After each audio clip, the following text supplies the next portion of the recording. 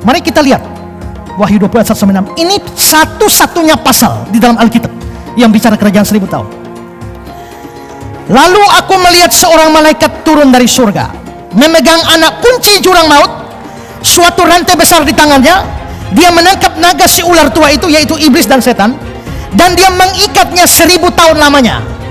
Jadi dalam kerajaan 1000 tahun itu, setan lagi diikat 1000 tahun. Ini yang pertama. Ciri pertama kerajaan 1000 tahun, setan diikat 1000 tahun.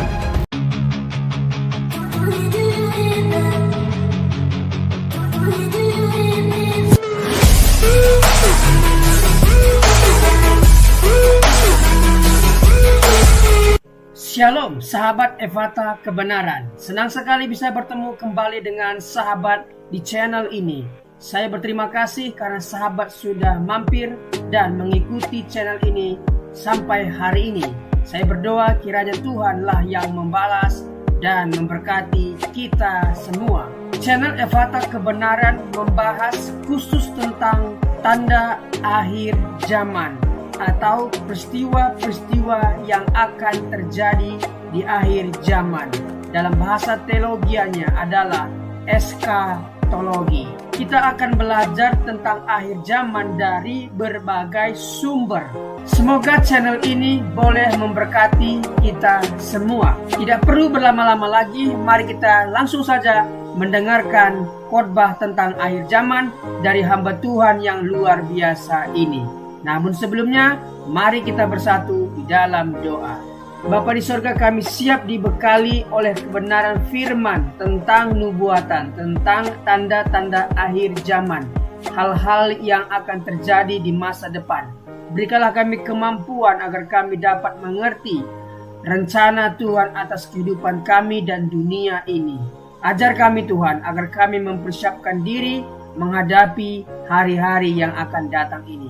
Kami siap diberkati oleh hamba-Mu ini. Berkatilah hamba-Mu ini, berkati pemberitaan firman Tuhan, berkati kami semua. Demi nama Yesus. Amin. Mari kita lihat Wahyu 20 ayat 1-6. Ini satu-satunya pasal di dalam Alkitab yang bicara kerajaan 1000 tahun. Lalu aku melihat seorang malaikat turun dari surga, memegang anak kunci jurang maut, suatu rantai besar di tangannya. Dia menangkap naga si ular tua itu, yaitu iblis dan setan, dan dia mengikatnya 1000 tahun lamanya.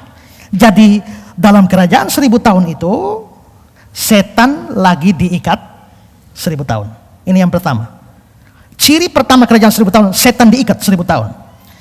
Ayat 3. Lalu melemparkannya ke dalam jurang maut dan menutup jurang maut itu dan memeteraikan di atasnya, supaya dia jangan lagi menyesatkan bangsa-bangsa sebelum berakhir masa 1000 tahun itu. Kemudian daripada itu dia akan dilepaskan untuk sedikit waktu lamanya. Lalu aku melihat tahta-tahta orang-orang yang duduk di atasnya. Kepada mereka diserahkan kuasa menghakimi. Aku juga melihat jiwa-jiwa mereka yang telah dipenggal kepalanya karena kesaksian tentang Yesus dan karena firman Allah, yang tidak menyembah binatang itu. Binatang ini antikris dan patungnya, dan yang tidak juga menerima tandanya pada dahi tangan mereka. Ini yang 666 itu ya. Dan mereka hidup kembali dan memerintah sebagai raja bersama-sama dengan Kristus untuk masa 1000 tahun lamanya. Ciri kedua dari kerajaan ini, pertama, iblis dipenjara 1000 tahun, diikat 1000 tahun. Kedua, orang percaya memerintah bersama Kristus, menghakimi bersama Kristus. Ayat 5. Tetapi orang mati yang lain tidak bangkit sebelum berakhir masa yang 1000 tahun itu. Inilah kebangkitan pertama. Berbahagialah dan kuduslah ia yang mendapat bagian dalam kebangkitan pertama itu. Kematian yang kedua tidak berkuasa lagi atas mereka, tetapi mereka akan menjadi imam-imam Allah dan Kristus, dan mereka akan memerintah sebagai raja bersama-sama dengan dia 1000 tahun lamanya. Jadi dua ciri dari kerajaan 1000 tahun. Satu, setan diikat 1000 tahun, bukan harfiah ya. Kedua, ada orang-orang percaya yang memerintah dan menghakimi bersama Kristus. Nah, saya mau jelaskan ini satu-satu. Bagaimana milenialis menafsirkan kitab Wahyu. Sekarang kita mulai dengan pertama, soal pengikatan iblis. Seperti saya bilang tadi, iblis diikat, ini bukan harfiah. Karena tidak ada rantai apapun bisa ikat makhluk roh. Nah, kalau begitu, diikatnya iblis ini harus dipahami sebagai dengan makna kiasan. Ini bermakna apa? Diikatnya iblis itu berarti bahwa kuasa dan kerjanya iblis itu sangat dibatasi, sehingga dia tidak bisa lagi melakukan penyesatan secara maksimal seperti pada zaman-zaman sebelumnya. Oke, mari kita kembali ke zaman Perjanjian Lama. Di zaman Perjanjian Lama, sebelum Tuhan Yesus datang, berapa banyak orang ngerti kebenaran? Apakah orang Filistin ngerti? Tidak, gelap semua. Orang Moab gelap semua. Orang Amori gelap semua. Orang Amon gelap. Edom gelap. Babel gelap. Asyur gelap. Yunani gelap. Romawi gelap. Semua gelap. Satu-satunya bangsa yang mendapatkan terang itu hanya Israel. Itu pun terang yang diberikan pada mereka belum seterang sekarang, hanya samar-samar, hanya bayang-bayang, banyak gambaran dan tipe-tipe diberikan. Seperti saya jelaskan pada khotbah kenaikan. Kalau begitu saudara, zaman itu betul-betul zaman kegelapan. Zaman Perjanjian Lama. Karena apa? Hanya bangsa Israel yang dapat terang. Itu pun tidak semua, itu pun bayang-bayang. Selain itu gelap semua. Maka saudara bayangkan mengapa hampir semua bangsa, bukan hampir semua, seluruh bangsa itu menyembah berhala. Yunani dengan dewa-dewanya begitu banyak. Di Kisah pasal 17, waktu Paulus berkunjung ke Yunani, ke Athena, dia melihat begitu banyak dewa di Areopagus. Saudara, kenapa bisa begitu? Karena di Yunani waktu itu ada penyakit tertentu yang tidak ada obat. Orang mati. Tiap hari banyak orang mati. Orang Yunani berpikir, ini pasti gara-gara ada dewa ngamuk ini. Makanya banyak kematian. Masalahnya mereka percaya dewa terlalu banyak. Terus ini dewa mana yang ngamuk? Mungkin dewa A. Kalau begitu kita harus mendirikan tugu buat dewa A, supaya dewa A jangan ngamuk. Maka dibuatlah satu tugu dewa A, taruh di bukit itu. Mudah-mudahan pas dewa A yang ngamuk. Bikin kasih dia patung, kasih persembahan, dia tenang. Tapi setelah buat patung untuk dewa A, penyakit belum selesai. Berarti ini bukan dewa A yang ngamuk, mungkin dewa B. Maka dibuatlah patung untuk dewa B, taruh di sana, kasih sesajen dia, tunggu-tunggu, mati terus orang. Berarti bukan dewa B yang ngamuk, mungkin dewa C. Bikin lagi. Terus dewa D, dewa E, terus. Patung sudah banyak di situ, kematian jalan terus. Lalu seorang pemimpin Yunani berpikir, begini, dewa ini terlalu banyak. Kita tidak tahu mau kasih dewa siapa lagi. Tapi begini saja, pasti ada satu dewa yang tidak kita kenal, yang ngamuk ini. Maka marilah kita bikin satu patung untuk dia, tidak usah kasih nama. Namanya adalah dewa yang tak dikenal. Maka dibuatlah dewa yang tidak dikenal, ditaruh situ untuk dewa yang tidak dikenal. Begitu untuk dewa yang tidak dikenal, penyakit hilang. Nah, berarti yang ngamuk ini dewa yang tidak dikenal itu. Sekarang dia sudah tenang, tapi dia nama siapa? Kita tidak tahu. Berkunjunglah Paulus ke Yunani dan dia bilang, dewa yang kalian sembah tapi tidak kalian kenal itulah yang aku beritakan padamu. Percayalah mereka. Ya kan? Itulah latar belakangnya begitu. Itu menjadi dasar kontekstualisasi. Ya. Kalau orang tidak ngerti Injil, menjembatani mereka supaya ngerti Yesus, pakai gambaran dewa mereka, kasih tahu di situ, lalu mereka dihantar kepada Kristus.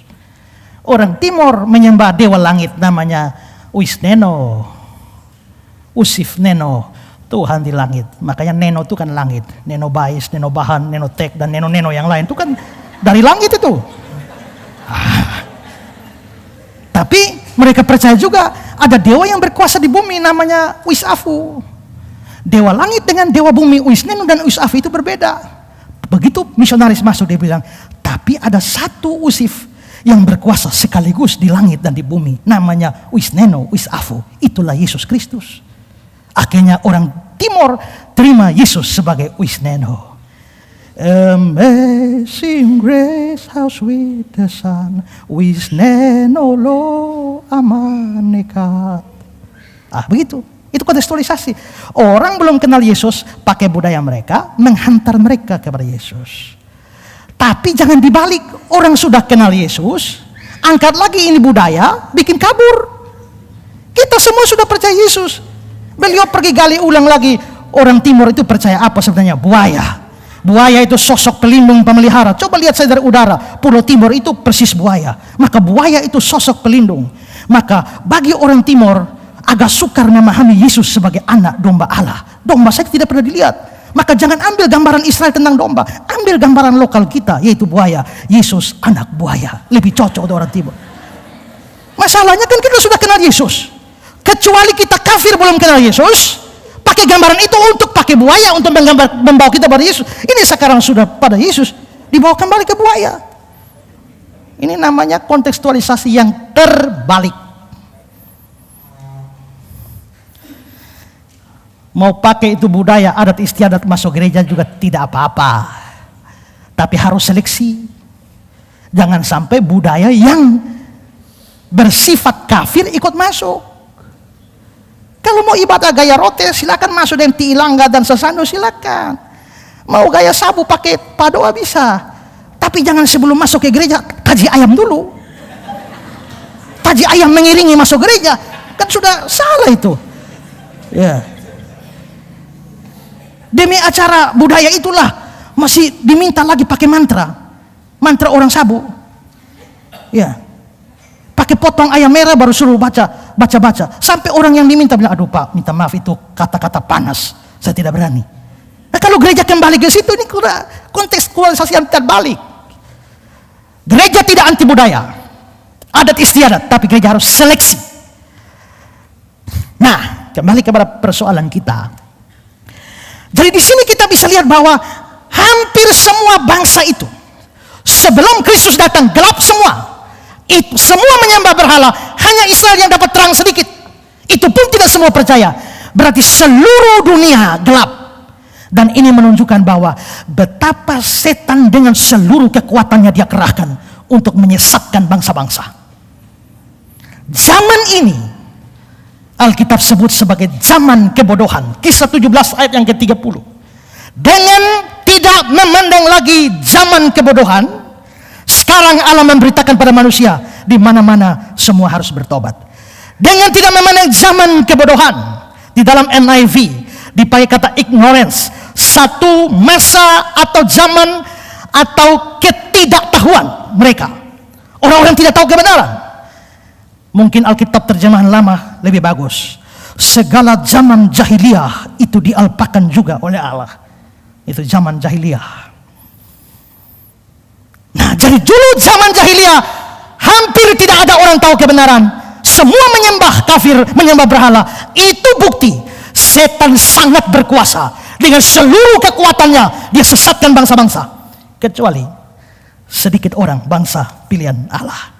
Tapi saudara-saudara, memasuki setelah Tuhan Yesus datang dan mati, bangkit, naik ke surga, apa yang terjadi? Dia perintahkan, pergi, jadikan semua bangsa muridku.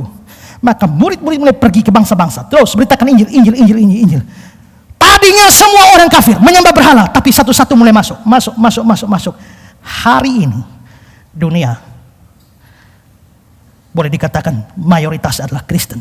Terlepas dari Kristen KTP atau tidak, tapi mereka mendengar tentang Yesus. Nah, kalau begitu saudara, dibandingkan dengan zaman jahiliyah itu dan zaman Injil ini, kita bisa lihat bahwa iblis punya pengaruh merosot jauh. Dulu dia berkuasa atas seluruh dunia, hanya Israel saja tidak. Tapi hari ini iblis telah kehilangan banyak bangsa. Pertanyaan kita adalah, apakah iblis PL dan iblis PB beda? Tidak, sama.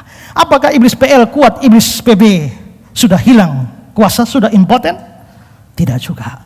Problemnya adalah Karena pada masa Injil itulah iblis diikat 1000 tahun lamanya. Diikat di sini bukan harfiah. Maksudnya segala kuasanya dibatasi. Sampai dia tidak punya kemampuan seperti dulu untuk mencegah penyebaran Injil kepada bangsa-bangsa.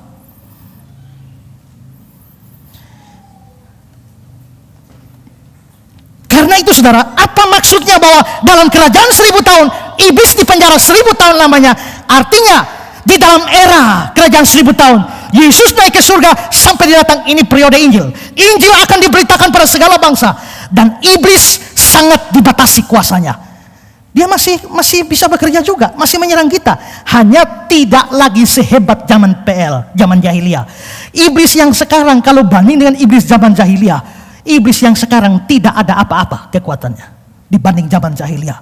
Karena zaman jahiliyah dia masih dibiarkan oleh Allah berkeliaran, mengerahkan seluruh kekuatan dan kuasanya menyesatkan bangsa-bangsa. Tapi zaman anugerah, zaman Injil dibatasi sekali. Itulah sebabnya walaupun iblis masih kerja, tapi Injil juga berbuah di mana-mana.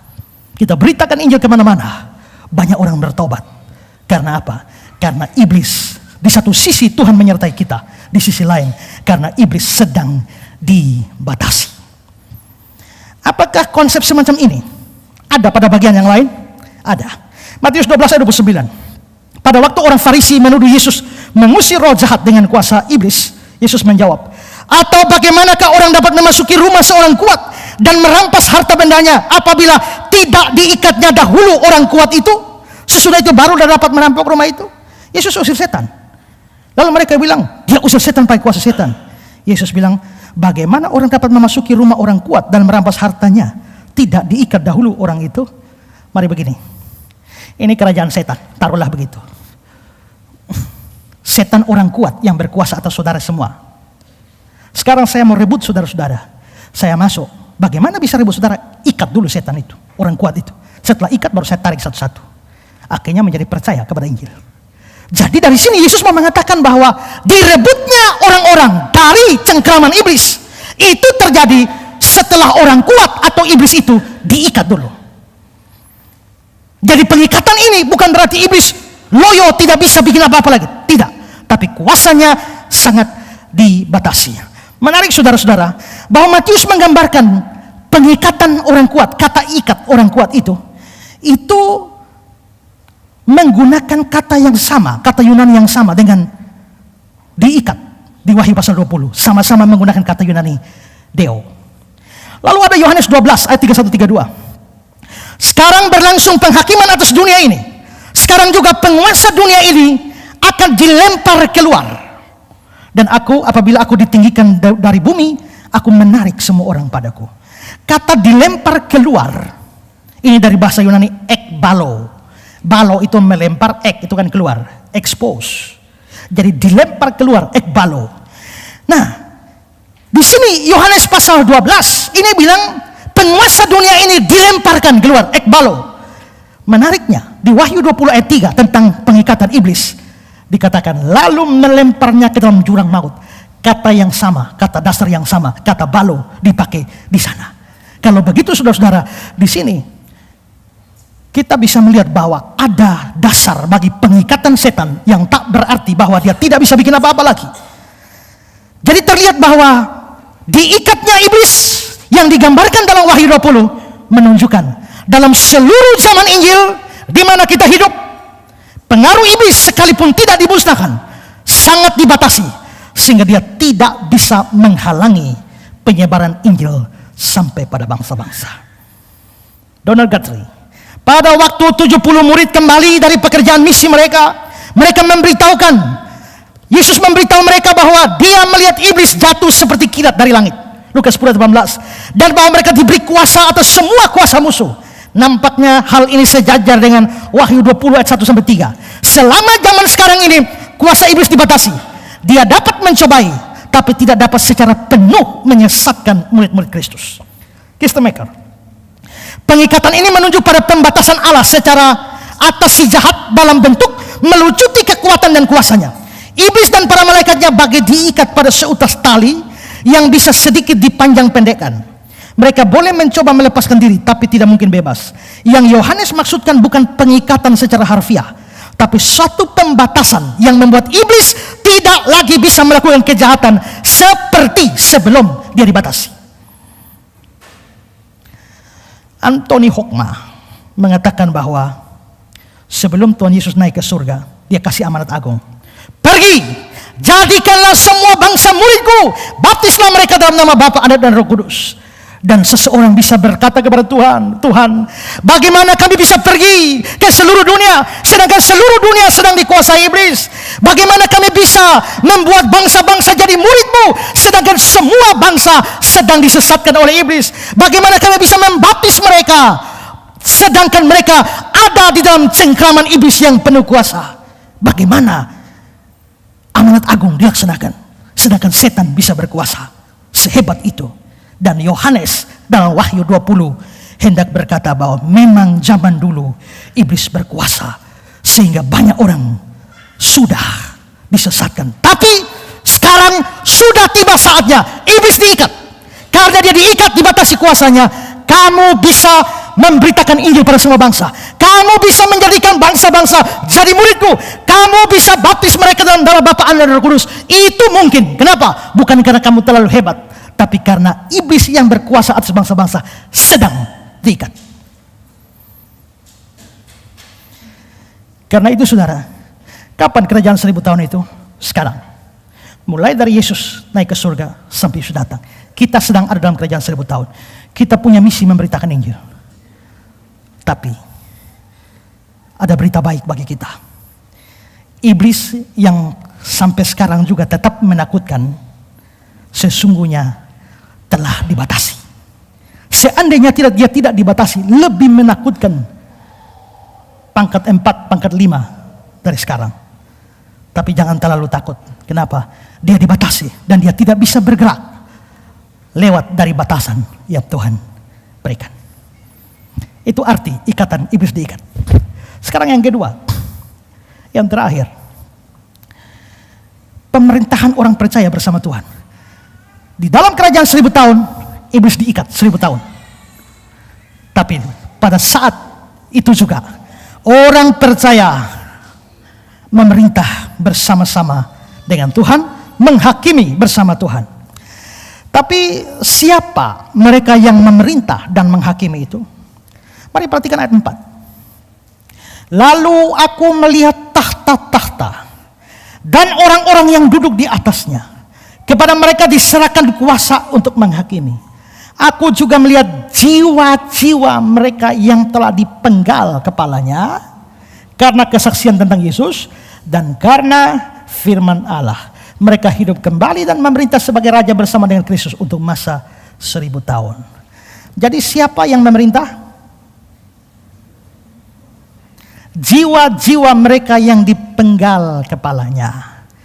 Pertanyaannya, kalau yang dipenggal kepala ini yang memerintah, mereka ada di mana? Di bumi atau di surga?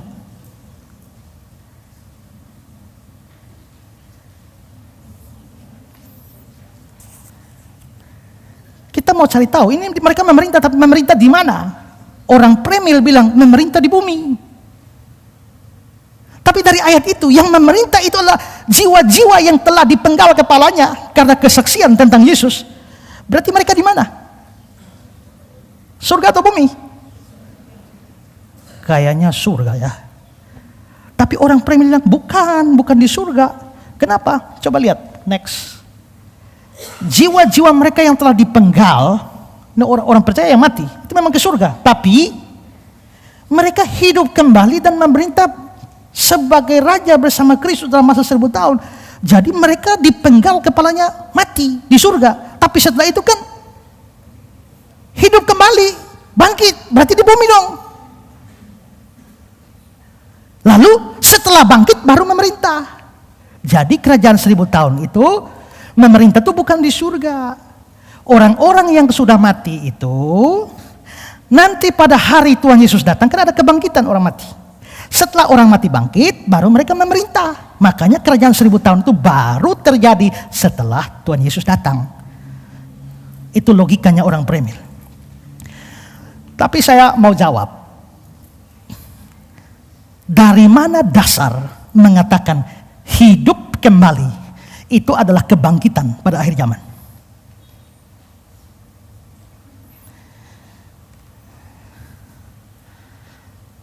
Kita kan punya pengakuan iman rasuli. Aku percaya kebangkitan orang mati. Itu tunggu Tuhan Yesus datang dulu. Apakah hidup kembali di sini? Di Wahyu 20 ayat 4 itu terjadi setelah Tuhan Yesus datang? Tidak. Kenapa? Karena ini ayat 4, kebangkitan orang mati saat Tuhan Yesus datang itu baru dibicarakan di ayat 13. Sekarang lihat ayat 13. Maka laut menyerahkan orang yang mati di dalamnya. Maut dan kerajaan maut menyerahkan orang-orang mati di dalamnya. Mereka dihakimi masing-masing menurut perbuatannya. Berarti kebangkitan fisik, atau dalam pengakuan iman rasuli kita, aku percaya kebangkitan daging, itu baru terjadi di ayat 13. Nah, ini baru ayat 4. Ayat 4 ini yang mengatakan mereka hidup kembali, itu tidak berarti mereka bangkit di akhir zaman. Bukan. Terus maksudnya apa? Begini, kalau dikatakan juga gini, kalau itu adalah kebangkitan di akhir zaman, masalahnya menurut ayat 5 lagi, tetapi orang-orang mati yang lain tidak bangkit. Kalau itu kebangkitan di akhir zaman, mengapa ada orang mati, sebagian orang mati bangkit, sebagian orang mati tidak bangkit? Padahal Alkitab di ayat-ayat lain mengatakan saat Yesus datang, kebangkitan orang mati itu bukan hanya orang percaya, orang tidak percaya juga sama-sama bangkit. Yohanes 5, 28-29. Janganlah kamu heran akan hal ini, sebab saatnya akan tiba, semua orang di dalam kuburan mendengar suaranya. Dan mereka yang telah berbuat baik akan keluar, bangkit untuk hidup kekal. Mereka yang telah berbuat jahat, bangkit untuk dihukum. Maka nanti saat Tuhan Yesus datang, yang terjadi di Namusain adalah orang Kristen bangkit, Islam, Hindu, Buddha, Cina, Belanda, Rote, Sabu, semua bangkit, tidak peduli percaya atau tidak. Bangkit semua sama-sama. Jadi tidak ada yang sebagian bangkit, sebagian tidak. Kisah 24:15, aku menaruh pengharapan kepada Allah, sama seperti mereka juga, bahwa akan ada kebangkitan semua orang mati, baik orang benar maupun orang tidak benar.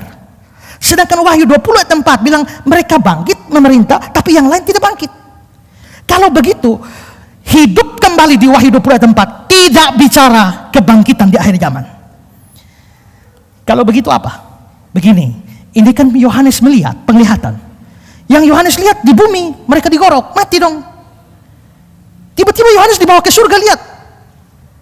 Waktu dia lihat di bumi, Nathanael digorok, mati nih. Tapi tiba-tiba Yohanes dibawa ke surga, lihat, ternyata di surga Nathanael hidup. Berarti tadi dia mati di bumi, tapi ternyata di surga dia hidup dong. Berarti ada satu kondisi orang disebut hidup walaupun sudah mati. Yohanes 11 ayat 25. Jawab Yesus, akulah kebangkitan dan hidup. Barang siapa percaya kepadaku, dia akan hidup walaupun sudah mati. Matinya di bumi, hidupnya di mana? Di surga, hidup. Di bumi ada babi hidup. Setelah kita matikan, tidak hidup di surga. Ya kan? Ada anjing hidup. Kita jadi RW di surga, tidak hidup. Tapi di sana ada Antonius hidup. Kita potong dia. Kalau dia orang percaya, di sana dia hidup.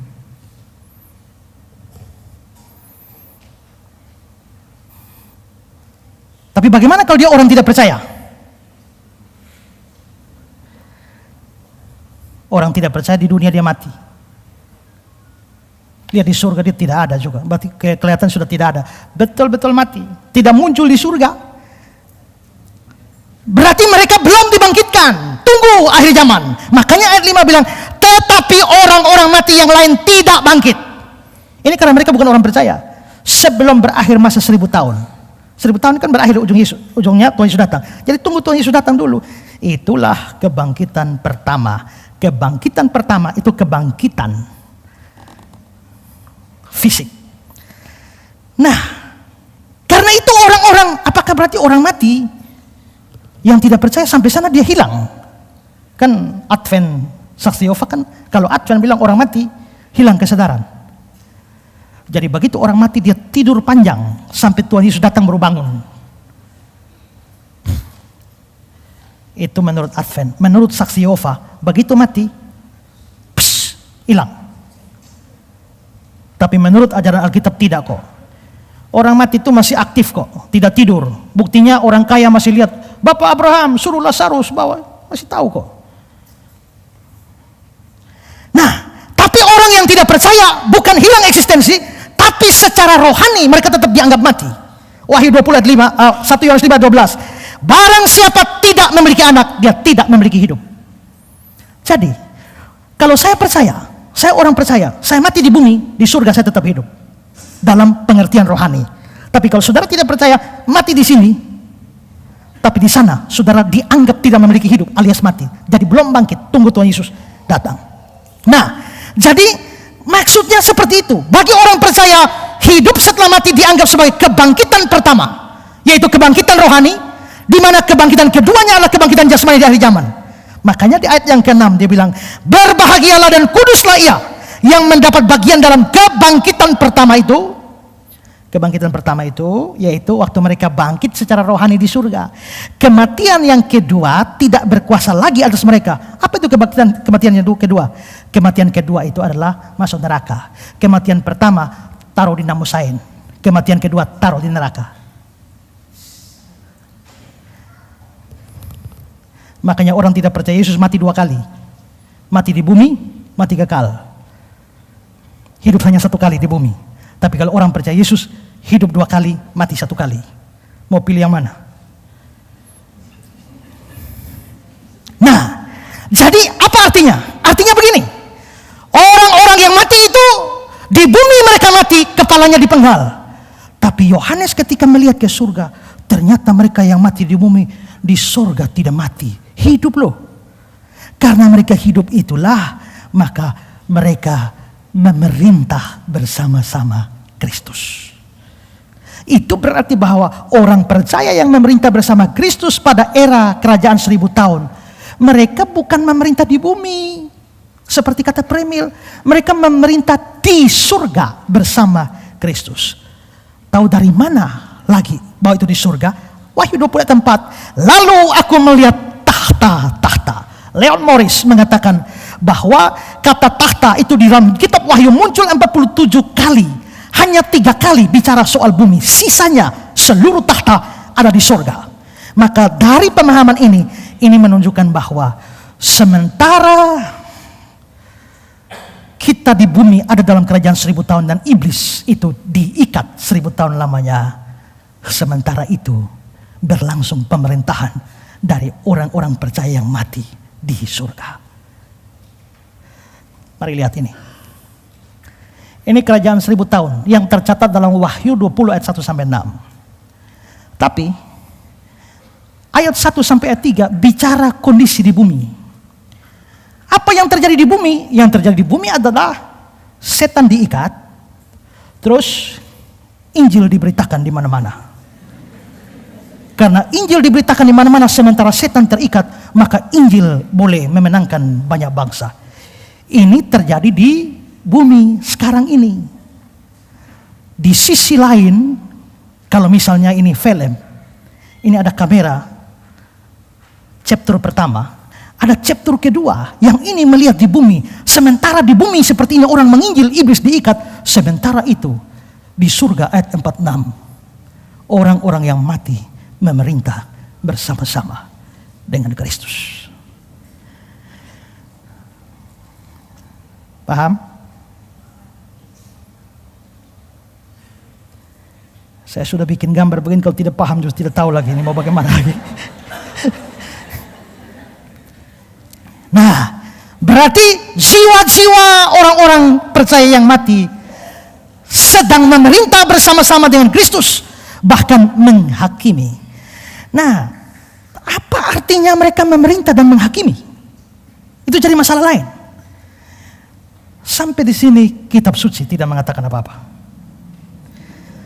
Anthony Hoekma, seorang milenialis, dia mengatakan bahwa kitab Wahyu itu sangat mempedulikan keadilan. Khususnya keadilan bagi orang Kristen yang teraniaya. Jiwa-jiwa para martir berteriak kepada Allah, Sang Penguasa, berapa lama lagi Engkau balaskan darah kami? Tapi Tuhan bilang, sabar sedikit lagi, menunggu genap teman-teman yang harus mati syahid. Kitab Wahyu sangat mempedulikan keadilan, khususnya untuk orang Kristen yang dianiaya. Karena itu, maka menghargai orang-orang yang dianiaya ini, Yohanes melihat bahwa orang-orang yang mati di dalam Tuhan diberikan satu otoritas untuk menghakimi. Bahwa mereka duduk di atas tahta menunjukkan bahwa mereka memerintah bersama Kristus. Hukmah mengatakan tidak jelas apakah mereka diberikan duduk di tahta hanya untuk menyaksikan Kristus menguasai dan memerintah menghakimi dunia, ataukah mereka juga turut mempunyai andil untuk menyetujui yang Kristus kerjakan, atau mereka pun diberikan otoritas sumbangsi di dalam pemerintahan atas bumi sekarang ini. Tidak diketahui karena kitab suci tidak mengatakan. Tapi yang pasti, orang-orang percaya yang sudah mati ikut memerintah, ikut menghakimi. Itu bahkan sudah dibicarakan dari zaman perjanjian lama. Daniel 7 ayat 22, sebuah penglihatan juga. Sampai yang lanjut usianya itu datang, dan keadilan diberikan kepada orang-orang kudus milik yang maha tinggi, dan waktunya datang orang-orang kudus memegang pemerintahan. Jadi siapa yang akan memerintah di surga? Perhatikan ayat 4. Lalu aku melihat tahta-tahta dan orang-orang duduk di atas tahtanya. Berarti ada orang ya, memerintah. Terus kepada mereka diserahkan kuasa menghakimi. Aku juga melihat jiwa-jiwa mereka yang dipenggal kepalanya akan memerintah juga. Berarti yang memerintah di surga ini ada dua grup ini. Grup pertama atau grup kedua ini adalah mereka yang kepalanya dipenggal, yang mati syahid. Tapi grup pertama, orang-orang duduk di atasnya, mereka diserahkan kuasa untuk menghakimi. Itu tidak dikatakan mereka dipenggal kepalanya. Ini berarti orang percaya yang mati biasa, mati normal. Jadi yang turut memerintah di surga, grup pertama orang percaya yang mati biasa-biasa saja, kena stroke, darah tinggi, ya. Dan grup kedua adalah yang mati karena memang mati syahid, mati martir. Yang saya maksudkan dengan syahid ini karena pertahankan nama Tuhan dan Injil, bukan karena pergi demo. Ya, itu syahid yang keliru itu, ya. Nah, jadi apa arti semua ini? Apa itu kerajaan 1000 tahun? Kerajaan 1000 tahun itu adalah masa di mana kita hidup, mulai dari Tuhan Yesus pergi ke surga sampai dia datang. Sementara itu, Injil terus diberitakan di seluruh bangsa. Iblis ditahan supaya tidak maksimal kuasanya.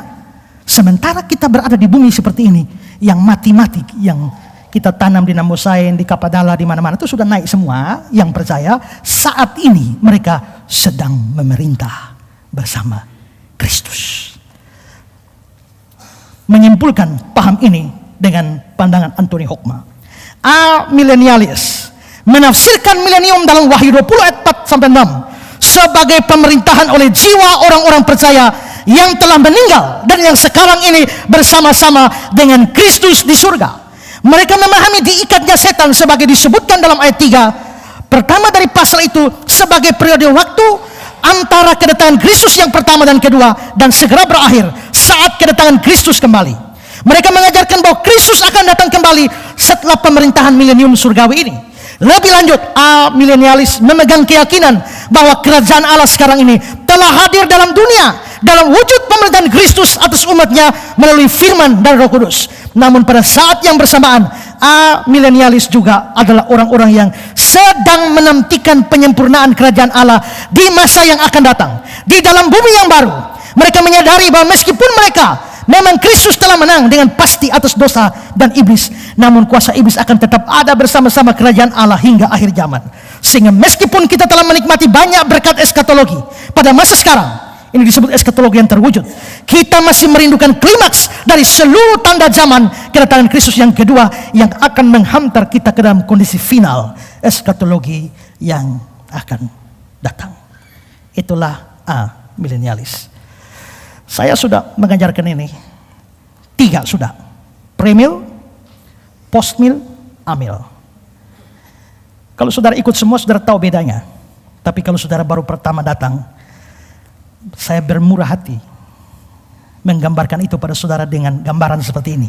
Kalau orang premil begini, Tuhan Yesus mati, bangkit naik ke surga, terus gereja berjalan sampai Tuhan Yesus datang. Begitu Tuhan Yesus datang, mulai kerajaan 1000 tahun.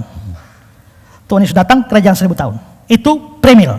Kalau postmil, Tuhan Yesus mati bangkit, nanti di ujung sana, jauh entah tahun berapa, kita akan masuk kerajaan 1000 tahun, ditutup dengan Tuhan Yesus datang.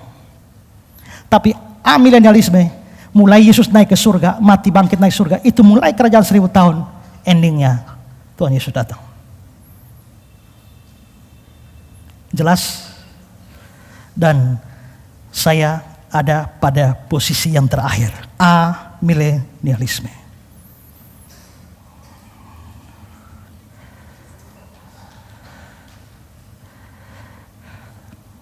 Terakhir, ini betul-betul terakhir. Keempat, hal praktis apa yang bisa kita tarik dari ini? Ini susah, ini khotbah doktrin itu mestinya tidak ada aplikasi. Waktu saya bahas premil juga susah, aplikasi apa itu? Apalagi itu membahas sebuah paham yang keliru. Ya, tapi karena ini saya ajar paham yang benar, maka sekarang saya mau menarik hal praktis dari sana. 2 saja. Pertama, jangan takut beritakan Injil. Amin. Kenapa? Kalau setan belum diikat, Injil rusak. Tapi berita baik bagi kita adalah bahwa waktu kita beritakan Injil, ingat 2 kondisi. Tuhan berjanji, aku menyertai kamu senantiasa sampai kesudahan zaman. Ada penyertaan Tuhan. Tapi di sisi lain, iblis sedang diikat. Saya ini hobi nonton tinju. Dan kalau saudara lihat petinju misalnya di ronde-ronde tertentu, pukul jatuh saudara. Begitu yang jatuh ini mulai bangkit pertama, mulai bangkit, hitungan ke terakhir dia bangkit, dia masih dalam keadaan lemah. Begitu dalam keadaan lemah, lawan ini langsung membombardir dia dengan seluruh kekuatan yang ada karena tahu dia lemah, langsung KO. Nah, sekarang kita tahu bahwa lawan kita sedang terikat. Mari hajar. Hajar dengan cara apa? Beritakan Injil. Karena kalau dia dilepas untuk sedikit waktu lagi, seperti kata ayat 4 dan ayat 7, ayat 3 dan ayat 7, penginjilan akan susah. Kalau dia sempat dilepas, dia menyesatkan banyak orang dan penginjilan menjadi lebih sukar. Tapi mumpung sekarang dia lagi diikat, mari giat beritakan Injil. Jangan takut. Memang diikat bukan berarti dia tidak berdaya sama sekali. Iblis tetap seperti singa yang mengaum-ngaum. Masih bahaya juga, tapi tidak sebahaya kalau tidak dibatasi. Karena itu saudara-saudara, ini harus memberi semangat bagi kita. Beritakan Injil, jangan takut. Ada Tuhan bersama kita dan lawan sedang lemah. Maka beritakan Injil di mana saja, di kantor, di rumah, di gereja, di jalan, di mana saja. Jangan takut, sampaikan Injil Tuhan Yesus Kristus. Roh Kudus menyertai kita. Kamu akan menerima kuasa kalau Roh Kudus turun atas kamu. Jadi amanat agung bilang, ketahuilah aku menyertai kamu senantiasa sampai akhir zaman. Yesus menyertai. Tapi kita juga diberi kuasa oleh Roh Kudus supaya jadikan mulai dari Yerusalem, Yudea, Samaria sampai ujung bumi ada Roh Kudus. Sementara lawan kita terikat, Roh Kudus ada pada kita. Tuhan Yesus menyertai kita. Lu mau takut apa lagi? Karena itu, manfaatkan kesempatan mumpung dia lagi diikat. Dan rajin-rajinlah beritakan Injil. Langsung kalau khotbah beritakan Injil, kalau ngobrol beritakan Injil, kalau main Facebook beritakan Injil, main IG beritakan Injil. Jangan hanya IG, hanya main begini-begini, mulut apa monyong itu. Apa manfaatnya mulut monyong itu?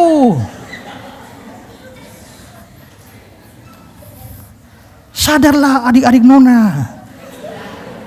Ya, lebih baik kamu sampaikan pesan-pesan Injil lewat Instagram dan lain sebagainya. Kamu tidak pernah tahu akibat dari apa yang kamu tabur. Mungkin secara diam-diam ada orang yang menjadi percaya karena apa yang kamu kerjakan. Hasil dari pemberitaan Injil akan positif karena penyertaan Tuhan, kuat kuasa Roh Kudus, dan musuh sedang lemah. Yang kedua, yang terakhir, mati sebagai orang percaya itu suatu keuntungan dan kebahagiaan. Kenapa? Karena lu mati ini hari, lu sampai surga, lu dapat tahta dan memerintah bersama-sama dengan Kristus untuk kita yang masih di bumi ini. Kira-kira kalau Tuhan Yesus datang, contoh saja tahun 2050, kiamat, Tuhan Yesus datang, dan lu baru mati 2049, karena lu umur panjang di bumi, lu hanya dapat kesempatan memerintah 1 tahun, setelah itu kiamat. Tapi kalau lu mati sekarang,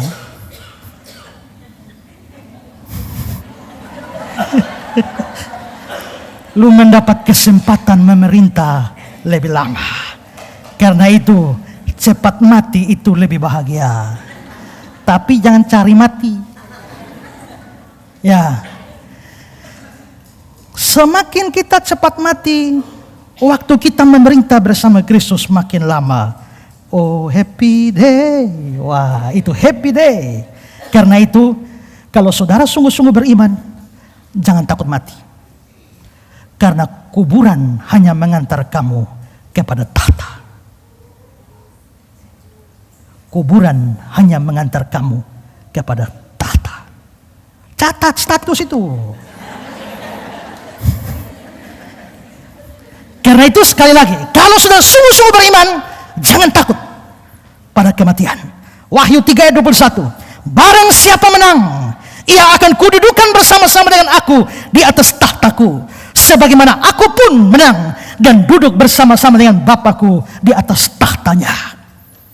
Ini bukan berarti kita tumpuk satu tahta. Maksudnya tahtanya Bapa, tahta milik Bapa, tahta milik Yesus juga diberikan kepada kita. 2 Timotius 2 ayat 11-12. Nats pemimpin kita tadi. Benarlah perkataan ini. Jika kita mati dengan dia, kita pun akan hidup dengan dia. Jika kita bertekun, kita pun akan ikut memerintah dengan dia. Lihat yang saya garis bawahi saja.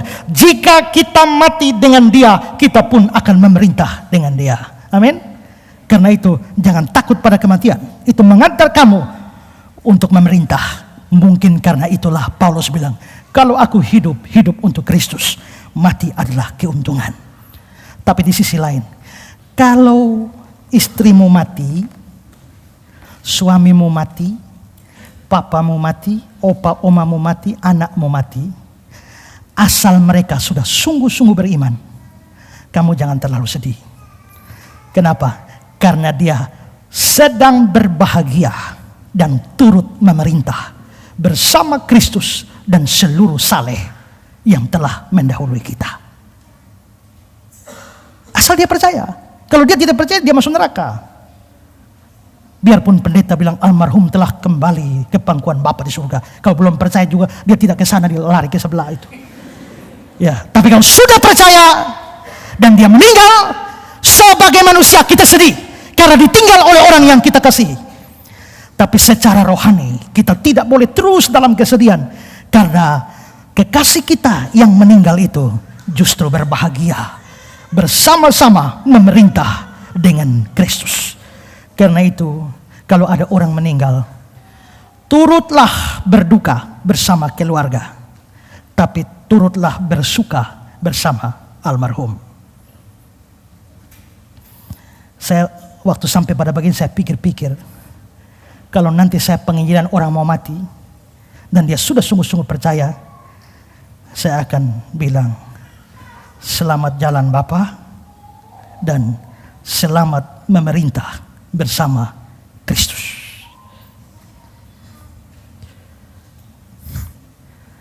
Maka yang masih sedih, papa mama sudah mati bertahun-tahun sampai ini hari,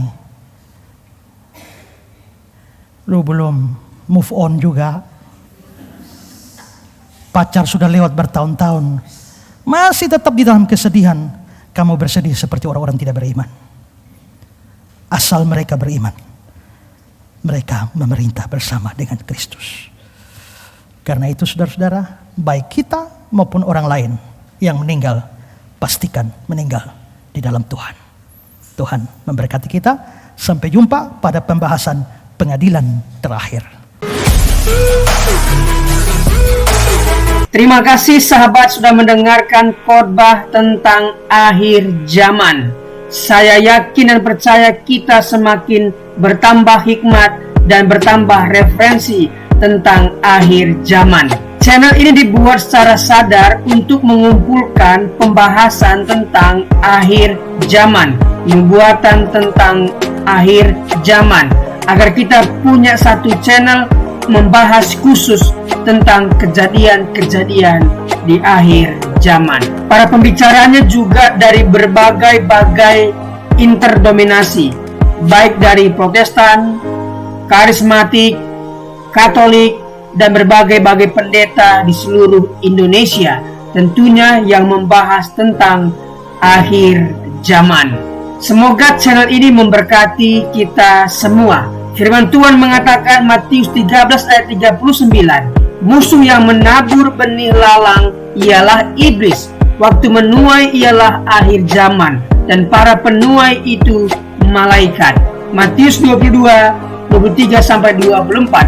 Pada waktu itu, jika orang berkata kepadamu, lihat, Mesias ada di sini, atau Mesias ada di sana, jangan kamu percaya, sebab Mesias palsu dan nabi-nabi palsu akan muncul, dan mereka akan mengadakan tanda-tanda yang dahsyat dan mujizat-mujizat, sehingga sekiranya mungkin mereka menyesatkan orang-orang pilihan juga.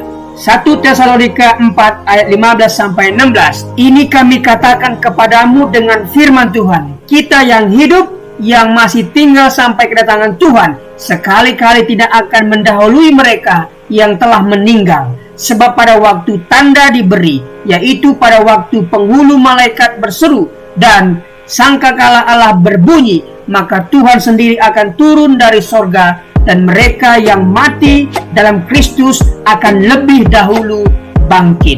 Matius 24 ayat 24. Karena itu berjaga-jagalah, sebab kamu tidak tahu pada hari mana Tuhanmu datang.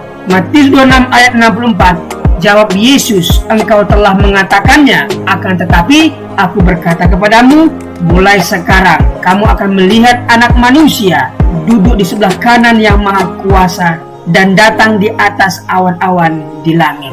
Tuhan akan menjemput kita di langit, dan kita akan datang menyongsong Dia di langit, sampai nanti kita akan memerintah di kerajaan 1000 tahun.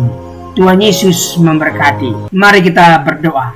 Tuhan, terima kasih buat pemaparan firman Tuhan tentang akhir zaman yang disampaikan oleh hamba-Mu yang luar biasa ini. Berkatilah hamba-Mu ini, pelayanan, keluarga, setiap pekerjaan yang dia kerjakan dibuat Tuhan berhasil dan beruntung. Kami yang mendengarkan firman ini berterima kasih Tuhan, karena kami semakin bijaksana menambah referensi baru tentang akhir zaman. Apa yang harus kami lakukan menjelang akhir zaman? Tentunya harus mendekatkan diri, melekat dengan Tuhan, sehingga ketika waktu itu tiba, kami diangkat dan bersama-sama dengan Tuhan di langit dan akan memerintah di kerajaan 1000 tahun nantinya. Terima kasih Tuhan, demi nama Yesus. Amin.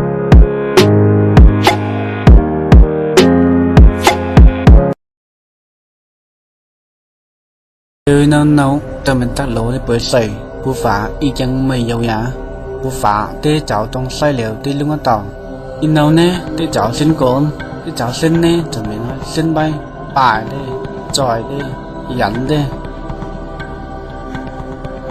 coi à mày tu xin nào muốn tới lịch xa tán tê nè cháu ngạo mày mòn chùi bù phá ao tê đọc lên nó tê cháu khai sĩ sẽ coi cha xin nào mà bài đi bây giờ cho mình cha xin nêu bên ngoài với bài sa tan nhà bù phá cho mình không hay nó như vậy mình đi luôn tàu thằng này bây giờ đi tập sa tan và cha xin vào cái một bù phá bay cho bên phần ăn bay tối lầu càng thì pay mà thằng pay mặt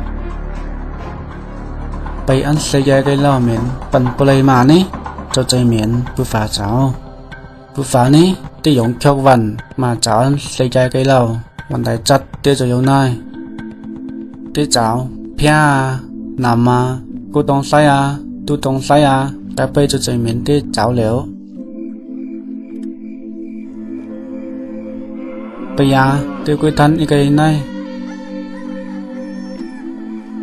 tí cháu ấy dính tê mà cháu cần bút trái nào cần mấy nhàng nào tí cháu cần mà nè cho cháu cần bay bài tê cô cần bay lấy bay cô nên lấy giá cái bây giờ bù phá tí cháu ăn xuân nèo cần yếu cái say mà cho mày qua yêu tiền cha ăn xuân cái nè mày cô mà nè mình ban này lại bù phá cho sang cần giá cô mà cái mình chân kia nào mọi người tôi này kinh tôi này cho ngài thay bây giờ in đâu cần và bù phá hô si trong sấy cần quay mấyวันnè tu pay tu satani pada kang ni tiจะเขานั่งเรามาไปลกกันหยาบฝาติลาแบบตัวนี้กันหยาซ้อมตอนตัวกันซอยติมให้ตัวนี้กันหนาวไปยากันจะต้องไปกลางกินน้ำมันลงไปกินลงไปจะไม่ฝามละนี่เป็นบฝากลางปัญญาซอยกันเราไม่ท้ายที่วันเนี่ยไปกันเราไม่ฝามจะบฝาคัดตุนไหมไม่บฝาไม่น่าฝามนะเหมือนซอยกันเราไม่ฝามซอยเหมียวคนกันในหนาวซอยจะคัดตุนไหมตรงยาวันนั้นแพ้ไปกันลงทุแพ้ก็ไปเหมือนในหนาวไปยากว่ากันเราเป็นผู้ฝาเจ้ามายิงผู้ฝาเอานางเหล่านี้กันจูนำทำเบ็ดทายาในกันฝาไหม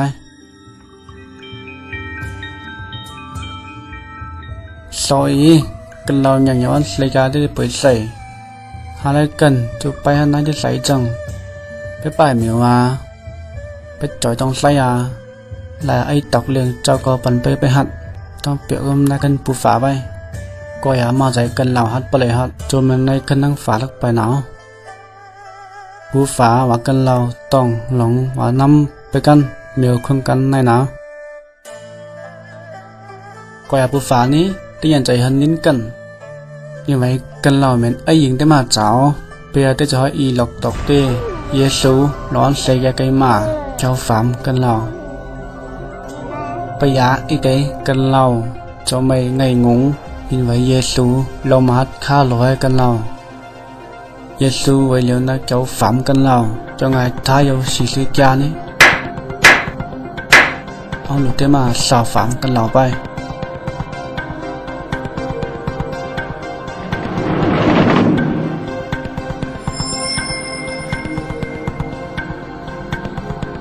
ông nhà cần lâu xin Giêsuไปหินซ่าเกี่ยวกับมาต่อไปเกี่ยวเยซูไปนี่ทั้งเบ็กกันเราทายาบนควันโจในคันฝาใบว่าปูฝาเยาจิงใส่บางอย่างมีสัญญาสลานี้มีทายาเนี่ยจะไปเกี่ยวไพ่ไปที่ไต้ฟุ้งเหมือนไต้ต่อยปูฝาเจ้าตีปอยไพ่ซอยบางอย่างกันเราไม่ไปเกี่ยวเยซูหนาวมีตั้งหวังเขาปูฝาปั๊มเขาเยซูก้าวหนาวไปป่ายไพ่ไปเกมไพ่จะลองปีไปโยโฮโยคัมวางกันเราเก็บเมียสูนี้กันเราทายาจนไอ้คันเตียงฝาไปอีไว้เยซูจะใจตองกองเนาะไปกันเทียบค่าเราต่อแนวขึ้นไปในทั้งปูฝาตั้งหน้าบางอย่างตัวสัญญาสูนี้จนในกันฝาไปว่าผู้ฝาในเยาจึงใส่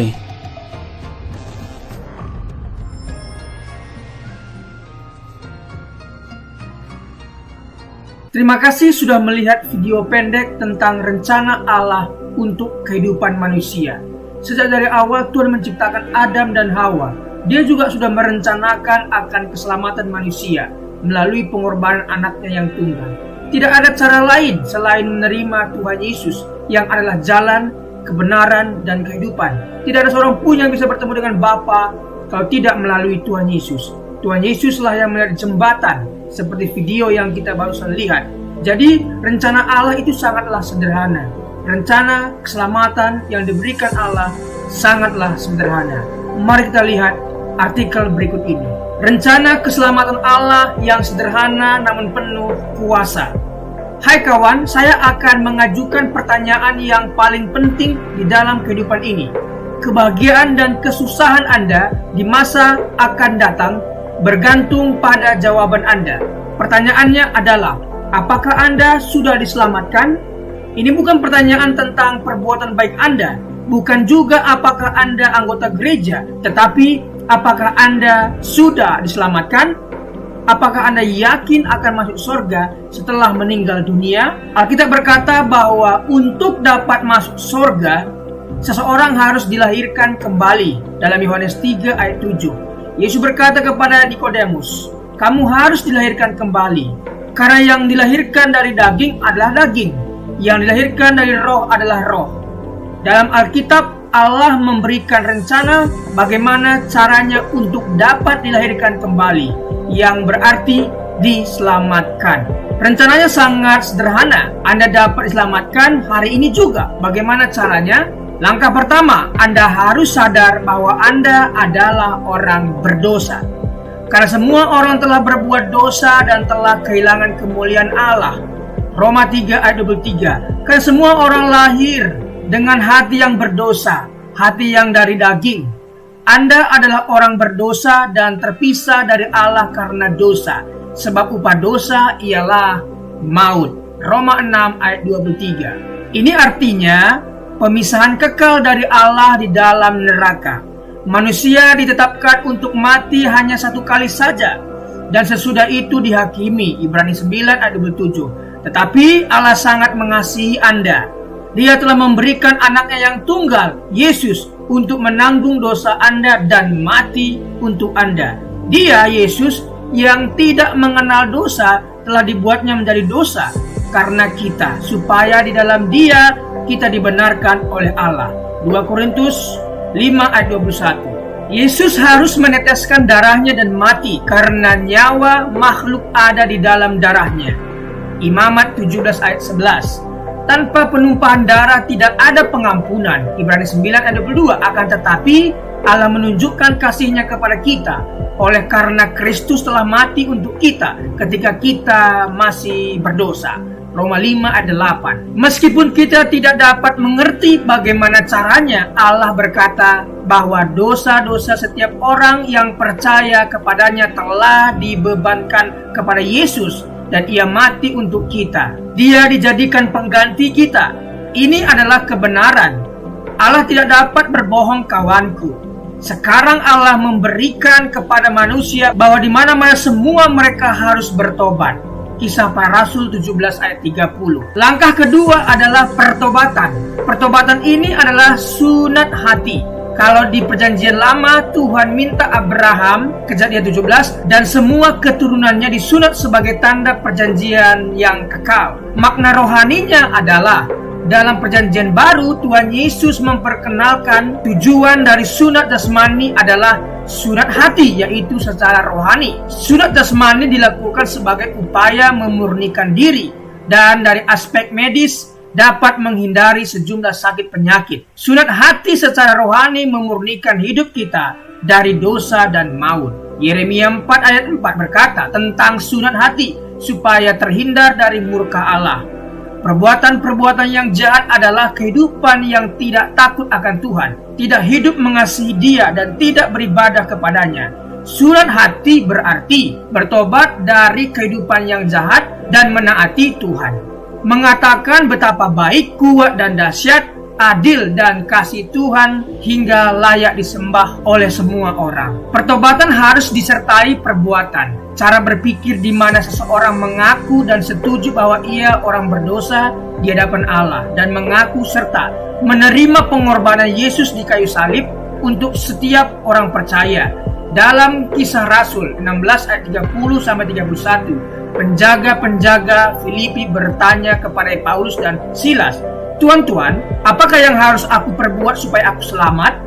Jawab mereka, "Percayalah kepada Tuhan Yesus Kristus, dan engkau akan selamat, Percayalah kepadanya sebagai seorang yang telah menanggung dosa-dosa Anda dan mati mengganti Anda, dikuburkan dan dibangkitkan kembali oleh Allah. Kebangkitannya memastikan bahwa orang percaya dapat yakin akan kehidupan kekal. Sesaat Yesus diterima sebagai juru selamat, kebangkitannya memastikan bahwa orang percaya dapat yakin akan kehidupan kekal sesaat Yesus diterima sebagai juru selamat. Tetapi semua orang yang menerimanya diberinya kuasa supaya menjadi anak-anak Allah, yaitu mereka yang percaya dalam namanya. Yohanes 1 ayat 12. Sebab barang siapa yang berseru kepada nama Tuhan akan diselamatkan. Roma 10 ayat 13. Barang siapa dalam kutipan di atas termasuk Anda diselamatkan bukan berarti mungkin atau dapat, tetapi pasti diselamatkan. Tentu Anda sadar bahwa Anda seseorang berdosa. Saat ini juga, dimanapun Anda berada, bertobatlah, serahkanlah hatimu kepada Allah dalam doa pengakuan dosa dan pertobatan yang sungguh-sungguh. Dalam Lukas 18 ayat 13, seorang yang berdosa berdoa, "Ya Allah, kasihanilah aku orang berdosa ini." Berdoalah, "Ya Allah, aku tahu bahwa aku adalah orang berdosa. Aku percaya bahwa Yesus telah menggantikan aku waktu Dia mati di kayu salib. Aku percaya bahwa penumpahan darahnya, kematiannya, penguburannya, dan kebangkitannya adalah untuk aku. Sekarang aku menerimanya sebagai juru selamatku. Terima kasih atas pengampunan dosa-dosaku, pemberian keselamatan dan kehidupan yang kekal karena rahmat dan anugerah-Mu. Amin." Terimalah firman Allah dan dapatkanlah keselamatan daripadanya dengan iman, percaya, maka Anda akan diselamatkan. Secara lahiriah mungkin kita kelihatan pergi ke gereja, membaca Alkitab, namun jika hati kita masih tinggal dalam kegelapan, dilimputi ketakutan, kebimbangan, kepentingan diri sendiri, dan memaksakan kehendak sendiri, kita harus mempersembahkan hati kepada Tuhan sebagai persembahan yang terbaik. Bukan gereja, perkumpulan ataupun perbuatan-perbuatan amal ibadah yang menyelamatkan Anda. Ingatlah, hanya hati yang diserahkan kepada Allah yang dapat disucikan dan diselamatkan. Rencana keselamatan Allah yang sederhana adalah Anda orang berdosa. Apabila Anda tidak percaya dalam Yesus yang telah mati menggantikan Anda, pasti Anda akan tinggal untuk selama-lamanya di dalam dosa dan maut. Jika Anda percaya kepadanya sebagai juru selamat yang telah disalibkan, dikuburkan, serta dibangkitkan, Anda menerima pengampunan atas segala dosa dan karunia keselamatan kekal karena iman. Anda mungkin berkata, "Tidak mungkin semudah itu." Ini sesuai Alkitab. Ini adalah rencana Allah. Hai kawan, percayalah pada Yesus dan terimalah Dia sebagai juru selamatmu hari ini juga. Kalau rencananya masih belum jelas bagi Anda, bacalah tulisan ini berulang-ulang tanpa berhenti sampai Anda mengerti jiwa Anda lebih berharga daripada seisi dunia ini. Apa gunanya seseorang memperoleh seluruh dunia tetapi ia kehilangan nyawanya? Markus 8 ayat 36. Marilah serahkan hatimu kepada Tuhan sebagai persembahan yang hidup, kudus, dan sukarela. Anda harus benar-benar pasti akan keselamatan pribadi ini. Apabila Anda kehilangan jiwa, Anda akan kehilangan surga dan kehilangan segala-galanya. Percayalah dan biarkanlah Allah selamatkan Anda saat ini juga. Kuasa dan kasih Allah akan selamatkan Anda. Tetapkan hati Anda dan perubahan cara pandang memungkinkan Anda untuk hidup sebagai orang Kristen yang selalu menang atas pencobaan. Pencobaan-pencobaan yang kamu alami ialah pencobaan-pencobaan biasa yang tidak melebihi kekuatan manusia, sebab Allah setia dan karena itu Ia tidak akan membiarkan kamu dicobai melampaui kekuatanmu. Pada waktu kamu dicobai, Ia akan memberikan kepadamu jalan keluar sehingga kamu dapat menanggungnya. 1 Korintus 10 ayat 13. Jangan bergantung pada perasaan Anda. Perasaan itu selalu berubah. Berdirilah pada janji-janji Allah. Janji-janji Allah tidak pernah berubah. Setelah Anda selamat, ada 3 hal yang perlu dilakukan setiap hari untuk pertumbuhan iman. Berdoa, berbicara kepada Allah, baca Alkitab, biarkanlah Allah berbicara kepada Anda. dan Anda berbicara bagi Allah. Dan perlu dibaptis air sesuai ketaatan Anda pada Tuhan Yesus Kristus sebagai kesaksian dan demonstrasi imanmu. Dan kemudian bergabung secepatnya dengan gereja yang mengajarkan Alkitab sebagai firman Allah. Jadi janganlah malu bersaksi tentang Tuhan kita. 2 Timotius 1 ayat 8. Setiap orang yang mengakui aku di depan manusia, aku juga akan mengakuinya di depan Bapakku yang di sorga. Matius 10 ayat 32. Amin. Itulah tadi rencana keselamatan Allah yang sangat sederhana. Yang pertama, kita harus sadar bahwa kita orang berdosa. Yang kedua, kita harus bertobat, meninggalkan yang lama dan beralih kepada Tuhan, dan berdoa untuk menerima Yesus sebagai Tuhan dan Juru Selamat kita. Dan setelah melakukan ini, ada 3 hal lagi yang kita harus lakukan, yaitu berdoa, berbicara kepada Tuhan apa yang menjadi pergumulan kita. Yang kedua, baca firman, mendengarkan Tuhan berbicara lewat firman kepada kita. Kemudian kita berbicara kepada Tuhan. Yang ketiga adalah bersaksi. Jangan malu bersaksi. Setelah engkau diselamatkan oleh Tuhan, bersaksilah. Saksikan imanmu kepada semua orang. Siapa yang malu mengakui Tuhan Yesus di depan umum, maka Yesus pun akan malu mengakuimu di depan Bapa. Jadi saksikan kuasa keselamatan yang Tuhan berikan kepadamu. Terima kasih. Tuhan Yesus memberkati.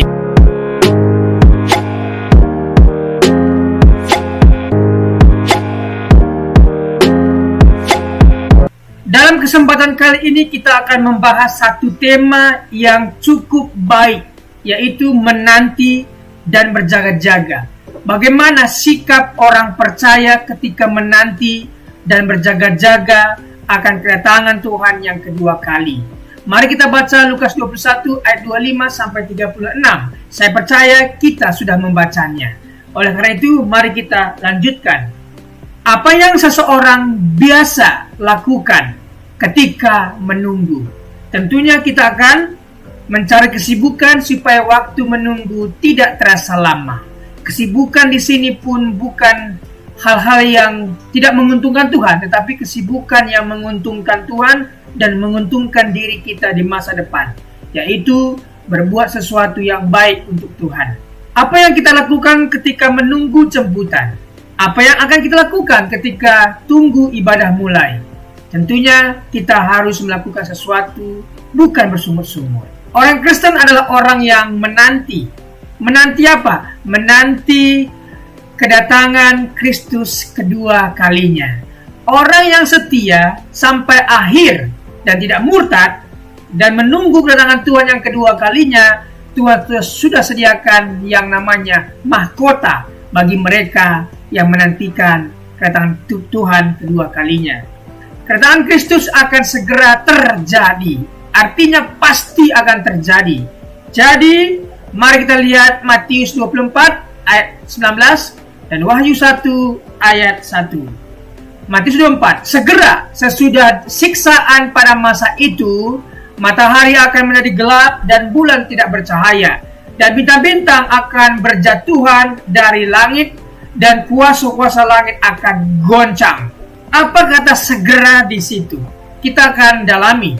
Wahyu 1 ayat 1. Inilah wahyu Yesus Kristus yang dikaruniakan Allah kepadanya, supaya ditunjukkannya kepada hamba-hambanya apa yang harus segera terjadi.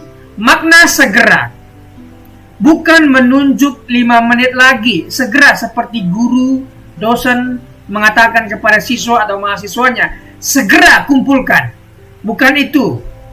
Tetapi segera di sana, kedatangan Kristus yang segera berarti, pertama, pasti terjadi.